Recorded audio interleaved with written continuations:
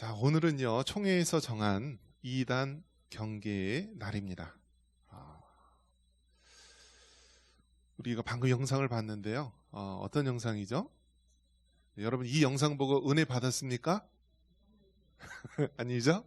이게 2단 홍보하는 영상이에요. 신천지에서 주관하는 그 천지TV에서 보여주는 그런 홍보 영상입니다. 그래서 우리 정통 교회 입장에서 바라본 것이 아니라 신천지 2단이 자기들 홍보하기 위해서 이렇게 나타낸 거예요. 그래서 여러분 이 영상 보고 은혜 받았다라고 한다면 여러분 신앙 다시 한번 검증할 수 있기를 바랍니다. 자, 여러분 간첩에 대해서 누가 얘기를 하더라고요. 간첩은 여러분 이마에 간첩이라고 써 있습니까? 네? 간첩. 이전에는 뭐 굉장히 방공교육 많이 시켰고 그랬는데요. 간첩은 이마에 간첩이라고 써 있지 않고요. 간첩 행동을 하면 간첩이라고 합니다. 마찬가지로요. 2단은요. 여기 이마에 2단이라고 써 있는 사람이 2단이 아닙니다. TV 보셨죠? 멀쩡한 사람이에요. 기성교에서 뭐 집사고 권사고 직분자도 있을 수 있어요. 2단은요. 2단 행위를 하고 2단 속에 있으면 2단이 되는 거예요. 그런 면에서 본다면 우리가 주기도문에 항상 고백하잖아요. 시험에 들게 하지 마시고 다만 악에서 구하옵소서. 이 말은 무슨 뜻이냐면 우리는요. 죄악만의 이 세상에 살다 보면은 많은 시험과 악에 빠질 수 있기 때문에 매일매일 살면서 우리 자신을 향해서 시험에 들지 말고 악에 빠지지 말라고 기도하는 것입니다. 그만큼 우리가 사는 이 세상이요. 악과 미혹, 이단에 많은 유혹이 있다는 것입니다. 마태복음 24장은 우리가 종말장이라고 합니다. 즉 마지막 종말의 때 무슨 일이 일어날지 이야기를 해주는 것입니다. 그래서 예수님께서 뭐라고 얘기하시냐면 마지막 종말의 때에는 이러이러한 일이 있을 것이다 라면서 이야기를 합니다.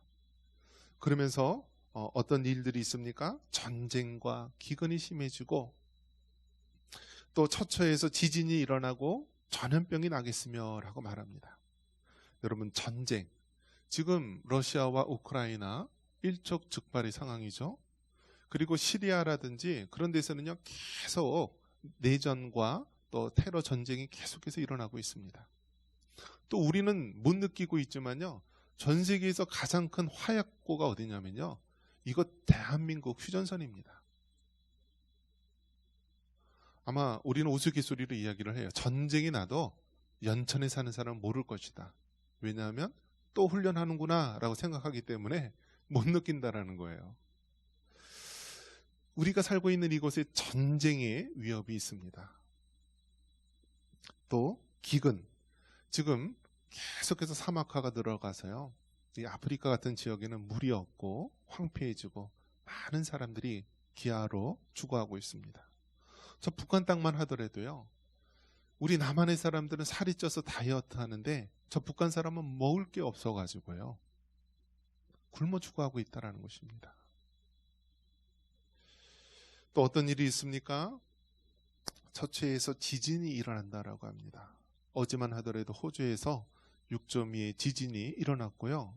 또 5일 전에는 우리나라 이 청도에서 2.4의 지진이 일어났다라고 합니다. 과거에도 지진이 물론 있었지만은 이제는 그 지진이요 안전지대라고 하는 우리나라에서도 계속 일어나고 있습니다. 다 전염병이 있겠고, 여러분 이 코로나 전염병이요 그 정식 명칭이 뭐였어요? 처음에 우한 폐렴이었어요. 우한 폐렴. 자, 그 전염병은 처음에 발원지의 지명을 따게 되어 있습니다. 그래서 뭐 홍콩 독감이라든지 뭐 스페인 독감 뭐 이런 얘기를 쓰는데 이 중국 우한에서 처음 시작이 되었고요. 그게 폐렴이었습니다. 폐렴. 그래서 우한 폐렴으로 했다가 이게 아무래도 또 나라나 지역적으로 혐오감을 준다라고 해서 또 그 바이러스 모양이 왕관 모양이 생겼다.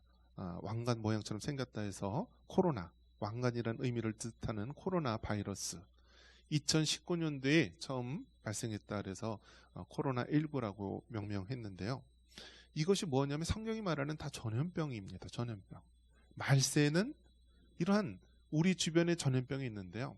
여기 나온 전쟁과 뭐 기근과 지진과 전염병, 우리의 외부의 환경 속에 오는 이런 난리와 난리의 소문이 끝이 없이 일어나는 것이죠.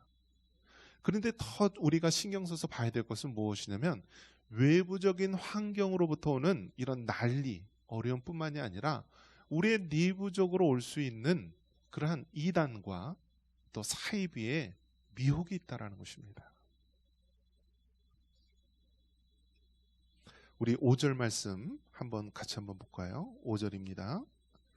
5절, 많은 사람들이 내 이름으로 와서 이르되 나는 그리스도라 하여 많은 사람을 미혹하리라. 네. 예, 그리고 11절 말씀 같이 읽어보겠습니다. 11절입니다. 거짓 선지자가 많이 일어나 많은 사람을 미혹하겠으며. 아멘. 여러분, 우리가 외부적으로 오는 것은 알 수가 있습니다. 뭐 전쟁과 기근과 뭐 지진, 뭐 전염병, 이런 외부적으로 오는 그러한 고난과 재난은 우리가 알 수 있고요. 경계하고 조심하면 됩니다.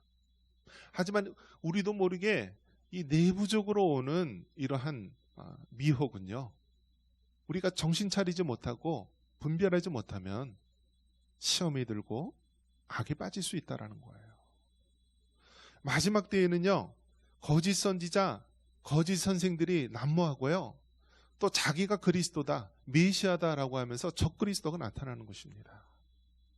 우리가 이런 것에 우리가 경계하지 않고 깨닫지 못하면은요, 우리도 미혹에 빠질 수가 있고 우리 영혼이 죽음에 이를 수 있는 것입니다. 저 신천지 저 홍보 영상이 5년 전에 찍힌 겁니다. 5년 전에.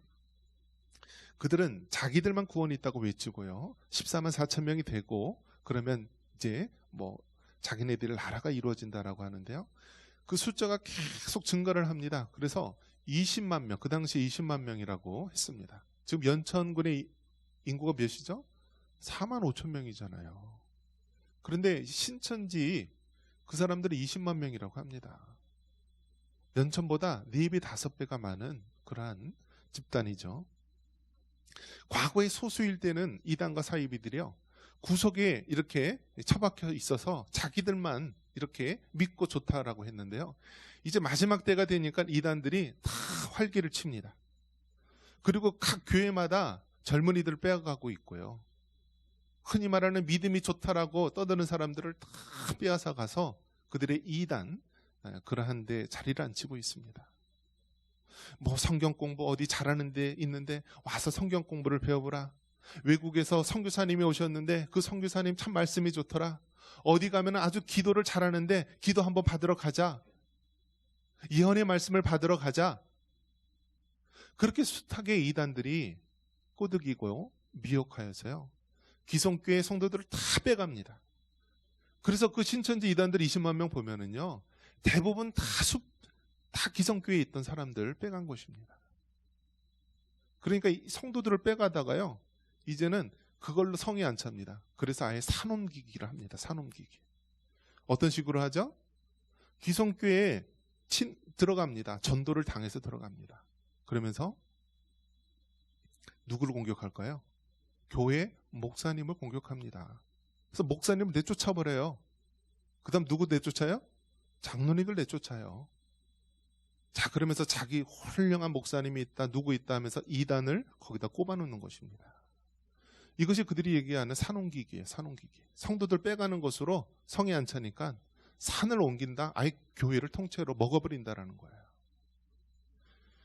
하나님께서도 이러한 우리나라의 이단의 현실을 마음 아파하시고요, 코로나 지금 2년 동안 넘게 되었는데요, 이 코로나 전염병 가장 먼저 집단으로 확산된 데가 어디였어요? 신천지였잖아요. 신천지. 그전에는 신천지가요, 그들은 무슨 비밀 결사대처럼요, 그 신천지 집회에 들어가려고 해도 다 신분, 자기네들 그 신분 증명서가 있고요, 입구에서 다 검사를 해서 못 들어갑니다. 그들의 그 각 명단이 있는데요, 이 신천들이 모든 기성교회에 다 추수꾼을 거둔다라고 하면서 들어가 있습니다. 그래서 그들을 알아내려고 해도 알 수가 없었어요. 그런데 어떤 일이 벌어졌죠? 코로나 전염병이 일어나면서요. 모든 신천지 이런 기관들을 급습하고요. 그들의 명단을 다 까발렸어요. 그래서 굉장히 많은 사람들, 기성교회에서 자신이 신천지라는 것을 숨기고 생활했던 많은 사람들이 대부분 다 들통났어요. 이렇게 코로나 전염병 동안에 신천지의 악행이 사람이 그동안 하려고 해도 할 수가 없었는데요. 하나님께서 치셔서 그렇게 하시더라고요. 인터코 어땠나요? 기성교회에 그렇게 많이 어려움을 주고 힘들게 했던 인터컵이요. 이제는 아주 거대한 조직을 만들어서 상주에, 경상도 상주에 그들의 베이스를 설치했습니다. 그들은 찬양이라는 것을 내세우면서 또 선교지에서 많은 선교사님들이 힘들게 하면서 우리 총회에서도 접근 금지와 이단성이 있다고 금지했죠. 이번 인터컵이요. 코로나 전염병 기간에 상주에서 그들이 집회 금지를 하는데 교회에서도 예배를 못 드리는데 자기네들이 수천 명, 수만 명이 모이면서요. 집단 생활을 하면서 그렇게 방해를 했습니다. 하나님께서 기성교회가 못 막고 사람이 연약하고 힘이 없어서 못 막으니까요. 하나님께서 이 전염병이라는 기간을 통하여서 신천지의 악행을 드러나게 하고요. 인터컵의 그러한 잘못된 행동을 드러나게 한 것입니다. 과거에는 기성교회가 그래도 흔히 말하는 갑이었어요. 이단들은요, 저 구석에서 얼굴도 들지 못하고 했었어요. 이제는 반대가 되었어요, 반대가. 오히려 기성교회들은 할아버지, 할머니, 나이 드신 분들만 명맥을 지키고 있고요. 젊은 사람들, 막 열심히 한다고 하는 사람들은 다 이단들에 빠져가지고요. 열광하면서 갖고 있습니다. 우리 하나님 보시기에 얼마나 마음이 아프시겠습니까? 하나님의 몸된 교회가 죽어가고 있는데 다들 이단에 빠져가고 있고 사이비 종교에 빠져가서 하나님 마음 보시기에 너무 아프기 때문에 하나님께서 그렇게 강제적으로도 그들의 악행을 드러내며 경계하고 계시는 것입니다. 그런 면에서 여러분, 마지막 때에 우리가 정말 경계하고 조심해야 될 것이 전쟁이나 기근이나 뭐 지진이나 전염병 이런 것보다 더 무서운 것이 우리 영혼의 전염병, 우리 영혼이 죽어가는 것, 적그리스도와 이단의 그러한 미혹과 유혹이라는 것입니다. 그런 면에서 오늘 이단 경계의 날을 맞이해서 여러분 다시 한번 우리가 이단의 정체를 바로 알고요. 경계할 수 있는 여러분 되시기를 바랍니다. 군인들 말에 이런 말이 있습니다. 작전에 실패한 군인은 용서할 수 있어도 경계에 실패한 군인은 용서할 수 없다. 그러니까 군인이요. 작전에 전투에 실패해서 질 수가 있어요. 그것은 용서할 수 있지만요. 경계에 실패한 군인은 용서할 수 없다. 성문에 서서 적이 오나 안 오나 경계를 해야 되고 파수꾼의 역할을 해야 되는데 군인이 그것을 하지 못한다면 그 군인은 용서할 수 없다라는 거예요. 마찬가지로 우리가 영적으로 우리가 깨어 있어야 되는 거예요. 영적인 파수꾼과 경계를 게을리하지 않고 우리가 그 사명을 감당해야 되는 것입니다. 자, 그렇다면 이단들의 특성이 무엇인가? 우리가 알아야 되잖아요. 그 이단들의 특성, 오늘 여러분 주보에 나눠드린 거 받으셨나요? 그것은 여러분이 좀 보고 외우고요. 벽에다 그냥 딱 붙여놓으세요. 붙여놓으시고 이런 것에 포함이 되면 이단이라고 하는구나. 그것을 좀 아시고 우리가 경계에 더욱더 힘쓰시기를 바랍니다. 자, 먼저 한번 우리 이단의 특징, 뭐 여러 가지가 있겠지만 가장 대표적인 것, 그 중에서 중요한 것 우리가 6가지를 뽑아서 지금 나눠드렸습니다. 먼저는 무엇이냐면 이단의 특성은 무엇이냐면 첫 번째가 한번 같이 읽어볼까요? 삼위일체 부정. 자, 고린도후서 13장 13절입니다. 우리 같이 한번 읽어볼까요? 고린도후서 13장 13절. 주 예수 그리스도의 은혜와 하나님의 사랑과 성령의 교통하심이 너희 무리와 함께 있을지어다. 아멘. 삼위일체 부정. 우리가 믿는 이 기독교 신앙은요, 성부, 성자, 성령, 삼위일체 하나님을 믿는 신앙입니다. 만약에 이 중에서 하나라도 부정을 하거나 우리가 인정하지 않는다면 그것은 이단이 되는 것입니다. 그건 기독교 신앙이 아니에요. 예수님은 참 하나님이면서 참 사람으로 오셨는데 예수님을 그냥 거룩한 성자로만 보고 하나님이심을, 신성을 인정하지 않는다? 그것도 이단이죠. 마찬가지로 예수님은 하나님이시기 때문에 우리와 같은 죄인들 몸을 입고 오지 않았다. 예수님의 참 사람으로 오신, 인간으로 오심을 부정하는 것, 그것도 이단이에요. 성령님에 대해서 성령님을 인격적인 하나님으로 우리가 알지 못하고 한낱 어떤 영적인 기운, 영적인 능력으로만 우리가 치부하고 자기의 이용 도구로만 삼은다면 그것도 이단성이 있는 거예요. 그렇기 때문에 우리가 믿는 이 기독교 신앙 가장 중요한 것이 삼위일체, 성부, 성자, 성령 하나님을 우리가 믿는 것입니다. 두 번째가 뭐예요? 한번 따라해 보겠습니다. 성경 절대성 부정. 이단들의 특성이 무엇이냐면 성경의 절대성을 부정하는 거예요. 이단들은 꼭 성경 이외에 자기들의 또 다른 경전을 중요시합니다. 물몽교 같은 경우에는 물몽경이 있죠. 또 뭐 파수대라든지 또 각가지 이단들은 그 교주의 말을 성경의 권위보다 더 위에 둡니다. 요한계시록 22장 18절 19절 같이 한번 읽어보겠습니다. 내가 이 두루마리의 예언의 말씀을 듣는 모든 사람에게 증언하노니 만일 누구든지 이것들 외에 더하면 하나님이 이 두루마리에 기록된 재앙들을 그들에게 더하실 것이요 만일 누구든지 이 두루마리 예언의 말씀에서 제하여 버리면 하나님이 이 두루마리에 기록된 생명나무와 및 거룩한 성의 참여함을 제하여 버리시리라. 아멘. 여러분, 성경은요 정확무오한 하나님의 말씀이고 우리의 신앙과 우리의 삶의 유일한 기준이 됨을 믿으시기 바랍니다. 그래서 성경 말씀을 우리가 여기에다가 다른 것을 더하는 것도 잘못된 것이요 성경 말씀을 여기서 제하여 버리는 것도 잘못된 것입니다. 1.1획도 변함없이 우리는 이 하나님의 말씀을 믿고 받아들여야 하는 것입니다. 세 번째 이단의 특성이 무엇입니까?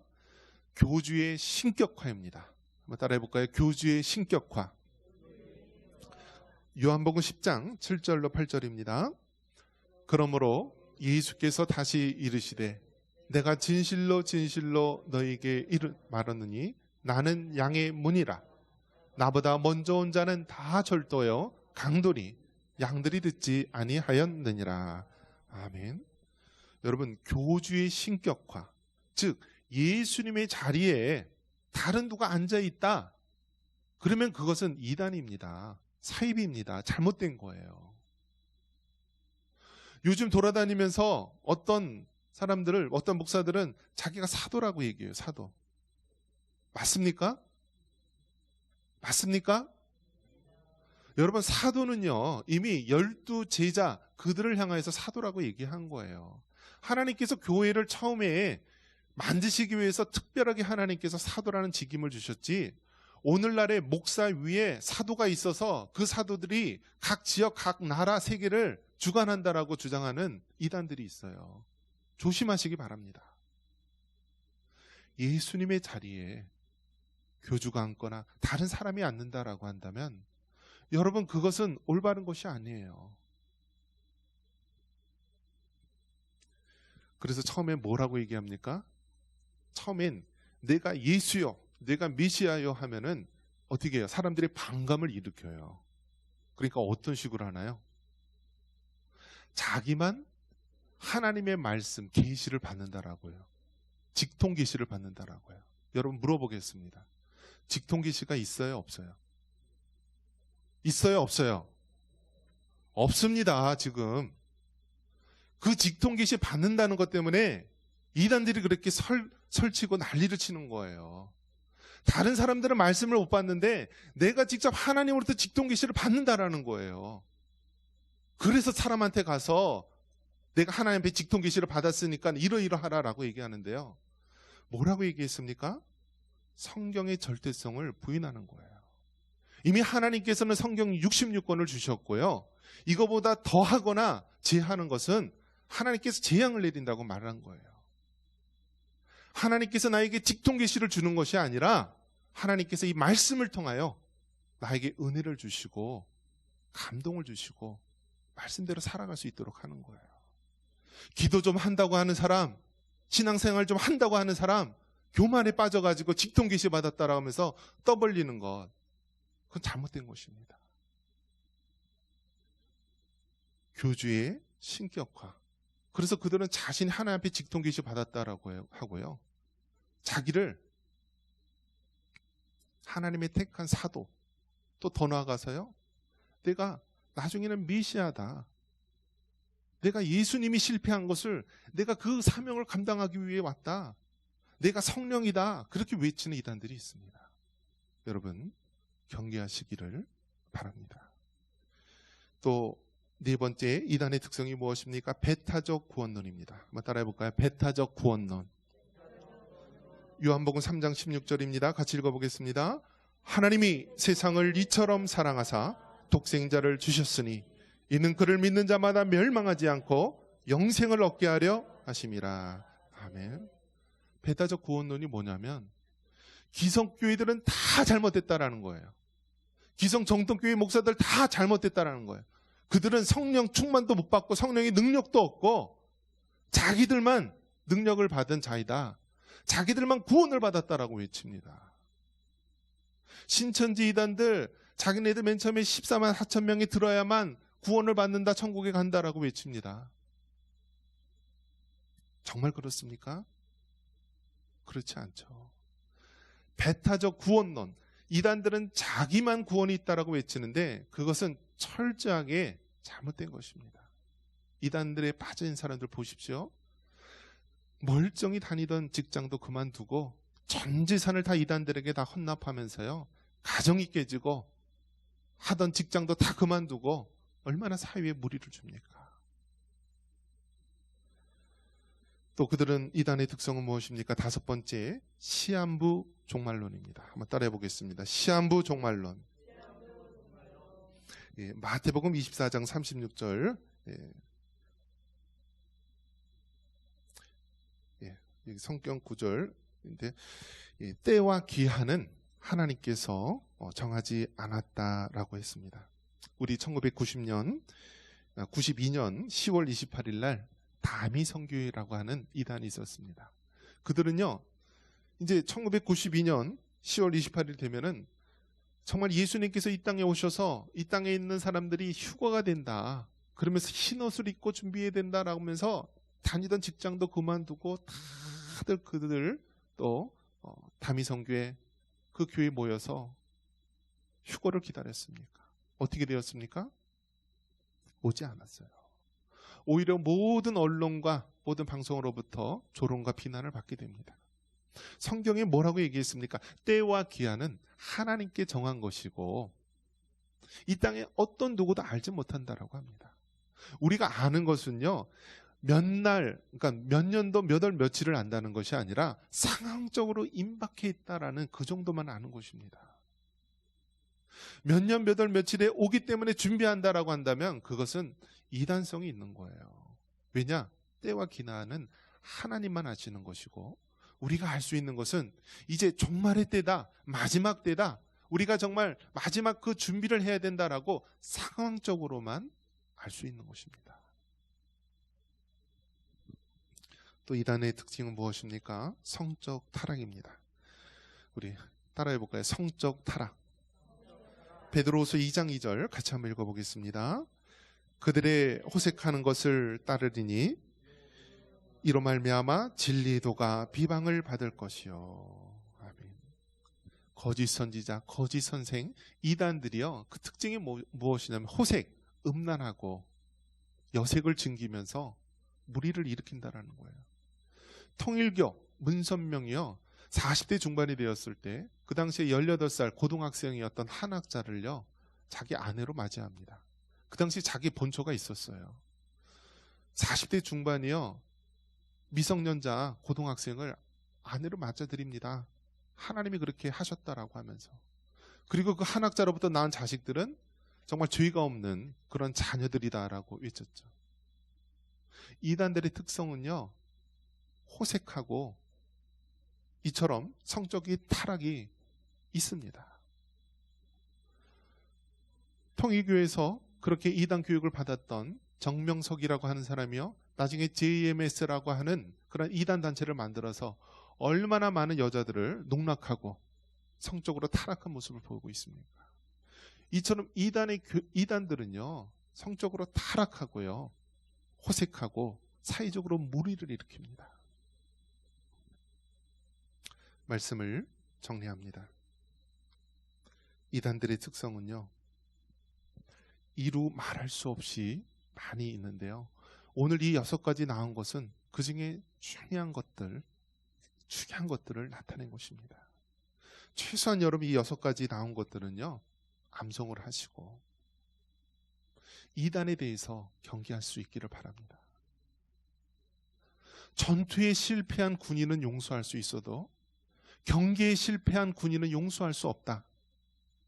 우리가 영적으로 깨어 있어서 이단들의 미혹과 공격에 대해서 우리가 경계할 수 있기를 바랍니다.